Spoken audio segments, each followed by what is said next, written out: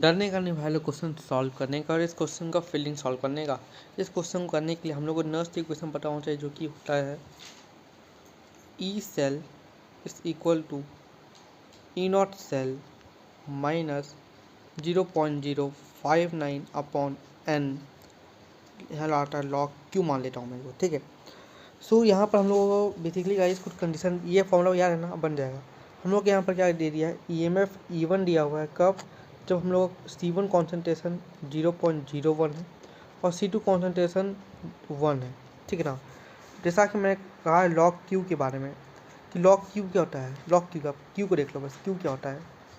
जो मेरा क्यू है वो हो जाता है प्रोडक्ट का कॉन्सेंट्रेशन और रिएक्टेंट का। यहाँ प्रोडक्ट में आ जाएगा जिंक भाई का कॉन्सेंट्रेशन, और यहाँ और नीचे में आ जाएगा कॉपर भाई रिएक्टेंट वाला, ठीक है ना।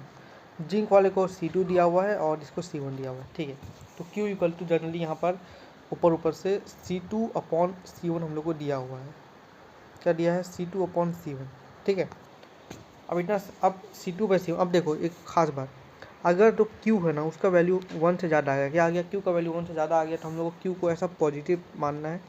और अगर इसको हम लोग पॉजिटिव मानेंगे तो हम लोग को याद कर लो, जो भी E होगा वो हम लोग का अगर वो पॉजिटिव है तो हम लोग का E होगा वो ई नॉट सेल से कम होगा, याद कर लो भाई, ठीक है।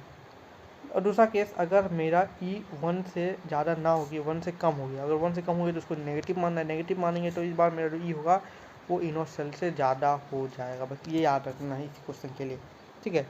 तो C2/C1 केस के देखते हैं। पहले केस में C2 का वैल्यू दिया है 1 अपॉन या 0.01, तो ऊपर ओवरऑल Q अपना बन जाएगा 100। E तो 1 से बहुत ज़्यादा आ गया, अगर E1 से ज़्यादा है तो मैंने क्या कहा कि जो इसका E1 जो अपना E1 आएगा ये हम लोग का ई नॉट सेल से कम आने वाला है, मतलब ई नॉट सेल से कम आने वाला है। और दूसरे केस का तो Q निकालना, दूसरे केस का जो Q आएगा ना वो आ जाएगा हम लोग का 0.01, तो 1 से बहुत कम आ गया। इसका मतलब वहाँ पर का जो E2 होगा वो हम लोग का ई नॉट सेल से ज़्यादा होगा।